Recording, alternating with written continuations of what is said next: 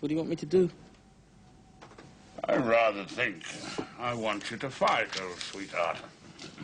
You've got the nails now, Mr. Rumpole. You'll crucify the inspector. Nails? Well, let's say just the tiniest tin tack.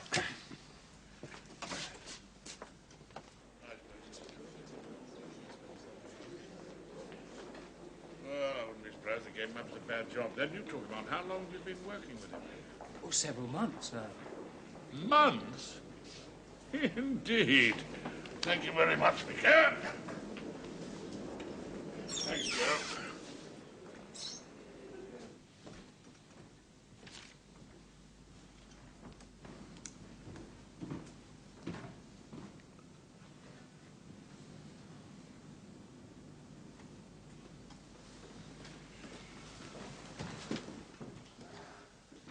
Yes, Mr. Rumpole.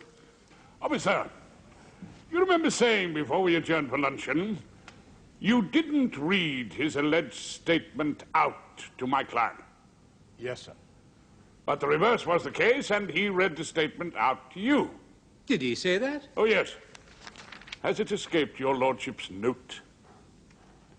He read it all through out loud. I didn't read it back to him. Is that the passage? Your lordship has the passage. Is that right? Well, I think... Is that exactly what happened? Yes. Would it interest you to know, Inspector, that Oswald Gladstone can neither read nor write? But... Oh, he can scrawl a signature, just. He's learnt to copy some sort of scribble. But I shall be calling, and this is for your lordship's note, a vicar, a clergyman of the Church of England, the Reverend Eldred Pickersgill. If your lordship would like me to spell that out for him. No. And in the boys' club he runs, the reverend gentleman has tried night after night to push the letters of the alphabet into the head of Oswald Gladstone. And the result is... Well... a blank, my lord. A total and absolute blank. You mean, Mr. Rumpole, he can't read? Poetry, my lord. The whole realm of poetry is a closed book to him. Wordsworth is silent. Dickens and Thackeray might not have existed. He can't even look up and tell what street he's in, nor read the simplest directions for assembling a model aeroplane. Well, he either can read or he can't. Which is it? He can't. Can he, Inspector? I don't know about that. Don't you? Mr. Rumpole, you are intending to call this vicar? The Reverend Eldred Pickersgill, my lord, has forsaken his cure of souls and has waited all day outside your lordship's court. Now, if I may cross-examine this witness without interruption, do you still say, Detective Inspector Arthur, that my client read his statement aloud to you? I imagine so. You imagine so?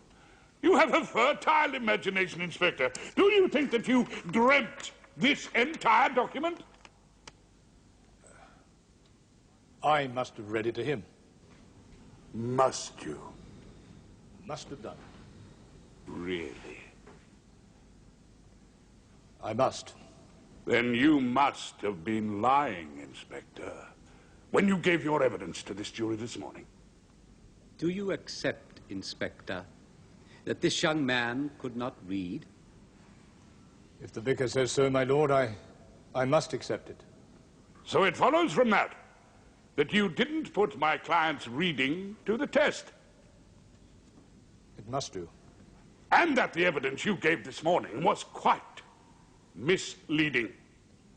Yes, but... Oh, there are no buts, Inspector. It was either true or false. Which? It was incorrect. Yes. And if my client couldn't read, he wouldn't know whether you were writing down his words or your words, Inspector.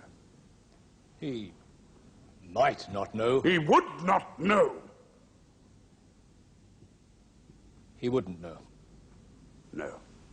Now let me put to you what my client actually told you.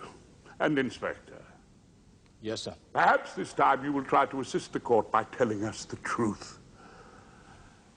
He told you, did he not, about a boy called Ginger Robertson?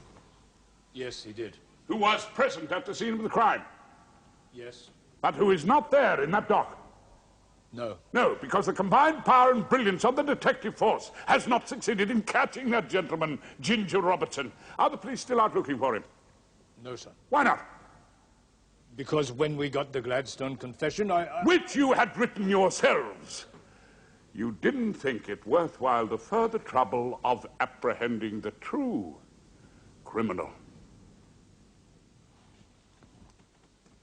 You see, Nick, sometimes it goes well. Sometimes it goes beautifully. Sweet and easy as cutting off a hunk of Stilton cheese or knocking back a Guinness. Oh, you've got to lay the ground, though. You notice I tied him down before lunch, got him committed to his story. Well, then, I didn't really know why I was doing it. But it was the instinct, you see. That's why they use old Rumpole, Nick. It's the dear old... They're never going to believe Ozzy's confession now.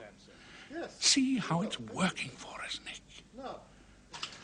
She was an elfin pinnace. Lustily I dipped my oars into the silent lake. And as I rose upon my oar, my boat went heaving through the water like a swan. Oh, ye presences of nature in the sky and on the earth, ye visions of the hills. Excuse me, did you say something? No, I didn't say anything.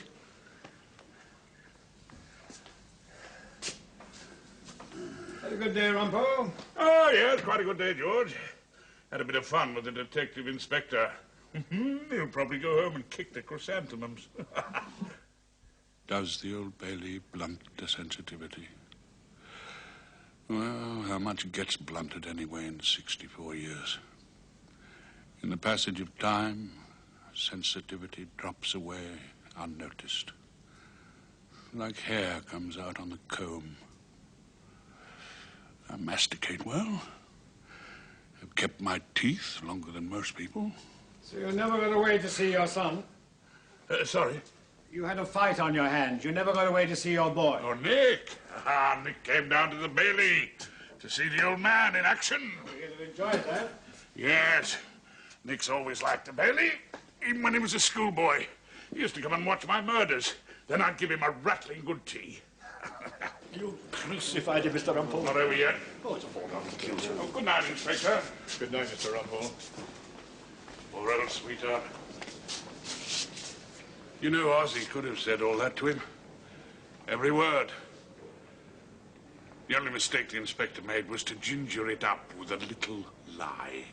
His only mistake. Do you believe that, Mr. Rumpole? Who knows? It's not my job to believe anything, old dear.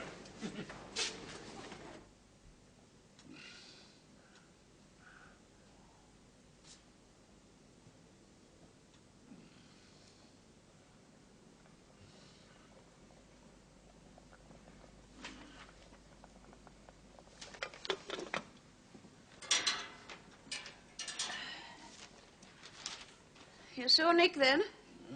Yes. Yes, I saw him. We had a bit of a scrap lunch, but it was very pleasant. Oh, very pleasant indeed. He said you had a sandwich in the pub. A stab wound entering the body at an angle of approximately 45 degrees. Well, you know how it is. It's difficult to make plans down the Bailey. He said he talked about you. About your work. He seemed to think it was a little, well, off-colour somehow. Did he? Did he give me that impression?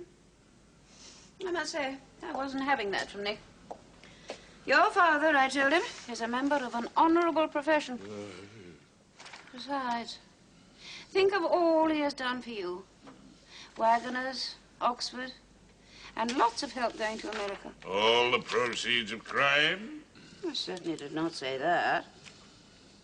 I said, Nick, you should respect your father. That's what I said. Thank you.